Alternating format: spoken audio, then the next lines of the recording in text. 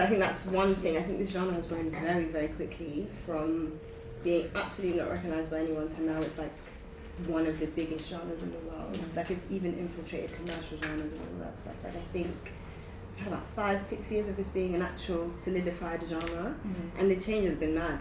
I would say one of the biggest factors that was pushing it was the globalization through the internet and social media and all that stuff. So like it's changing with the speed of the internet. So I feel like it's very different to what it looked like before. I think like just the intricacies of separating like the different cultural and the dance styles and stuff, I think it's obviously a huge progression because 10 years ago, like I can't lie, everything was everything. But now, like I think it's amazing that like it's more specific. It's still together, but it's more specific.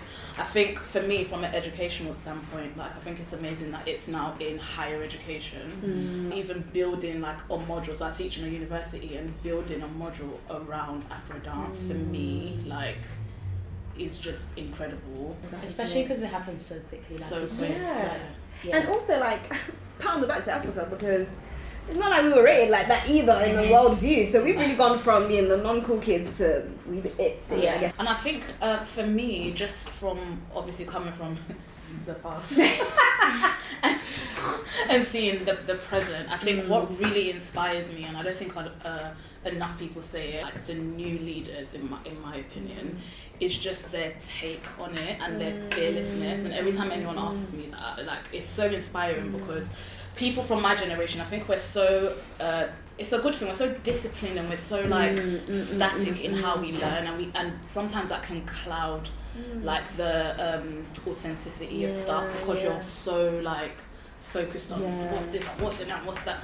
But I think the new wave of dancers are so fearless, and sometimes you have to allow people to figure stuff out to find their own thing, and I think it's just been so dope to watch. I don't know much about the past like in the UK Afro scene, but I would say that one key difference I've seen for me is growing up there wasn't a lot of classes in Afro, like it wasn't as accessible. There were maybe 2-3, but like now you can learn different styles from many different countries, and I feel like because now Afro is now progressing, people have gone out of their way to like actually go back home, learn these styles and come and teach people here, and I think that's really inspiring as well.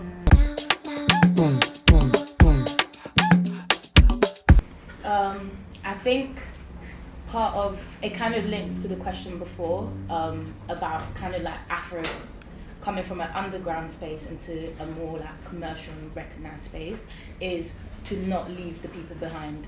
I think a lot of people that have helped to progress this style and bring it at the forefront should also be in the same spaces when it's being portrayed in a commercialized sense, so that we don't lose the essence of the dance style, the essence of the culture, because it's one thing to get the dancers that are from the culture, even then it's like give and take, but it's another to have people on the tables in the decision rooms, the creative directors, the directors. Like it's so much more than just what you see on that on the four corners of your screen. Is from inception all the way to TV. We need to have everyone that's contributed to the dance style to be in those rooms. I feel like that would be a very important step forward. When you're in the present, it's really hard to see like where something will go, because once upon a time we didn't know that we'd be here, I guess. But I think what our job is right now is just to make sure that yes, people can have freedom, as you said, because I think that's really important, but there's boundaries, or there's at least a forward thinking of, okay, well, how do we keep this at least so we have a say in the decisions that are made about this, because once it goes global it starts to get really difficult. But I feel like I've seen other genres do it really well. I don't know how, but hip hop did it back in the day. It's education. Bollywood, It's literally education. But also I think even if you're educated, if you're selfish with it, then it defeats the point. So like things like this is literally Togetherness, y'all. Togetherness. I agree, but I don't know.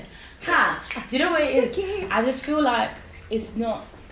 Sometimes you just have to watch things evolve, because hip hop had 50 years to do that. That's what I'm saying. And they probably went through a phase that we're probably going through now, where things went left and it was like, that's not how you do that move, or this is not part of the culture. But it kind of time sifts through things. I agree and I disagree only because I think they had time and they didn't have social media. We have Yeah, time, it's but we true. have things that just go like this in a year. Like it could be not yours in a year, but if you don't, It's like, true. watch It's true. carefully- TikTok is the root of that, boy. The amount of moves that I've just, seen yeah. performed incorrectly, I'm just like, Yeah. I think when people hear education though, like I feel like there's like some weird stigma attached to Yeah. it. Like when you say education can come in the form of like Johnny put up a post the other day and it was something as simple as try these different steps when you're drilling a move. It can come in the form of Yeah. the same way that I watch your videos Yeah. on social media and I'm 100%. scrolling. Like I think people just have a negative connotation Yeah. when you Yeah. say educate yourself, but actually like it's just being aware. Yeah. And it Yeah. doesn't. Conversation. The education doesn't just come from like Facts. OGs or it comes from the whole people that community. know. Yeah, like And it doesn't have to be, like you said, in a lecture form. Sometimes I feel like we feel like we need to like talk loads, Yeah. but it will fall on deaf I ears. learned that one. It falls on deaf ears sometimes, and I just feel like you just have to cater things to what the world is listening to. So even if it's creating more content, like you said, or doing things where it can be documented, Yeah, so that it's not like a lecture, but it's more like palatable to like watch and share see and and share it as well. Like I feel like everyone has their own lanes and the lanes that they're really strong at. Like there are things that like you do and you do that like it's just not my thing because I'm just not strong at it. But I know that my strong suit is like I know how to teach and I know how to teach in certain spaces. Like you know how to deliver the same message that I'm delivering, Yeah. Just in a but different via a different Yeah. form. I Yeah. think we need to That's start like beautiful. supporting and Yeah. respecting that, like because I was against a lot of stuff. Listen, it's a big turnaround. I love it. I've had a bit, no, turnaround. honestly, and I love think it. like, but it was via conversation that like we had a big turnaround. Yeah, It was through conversation, exactly, it's true. butting heads and agreeing, and it's like actually and we're loving saying each the other same through thing. process. Exactly. Yeah, exactly.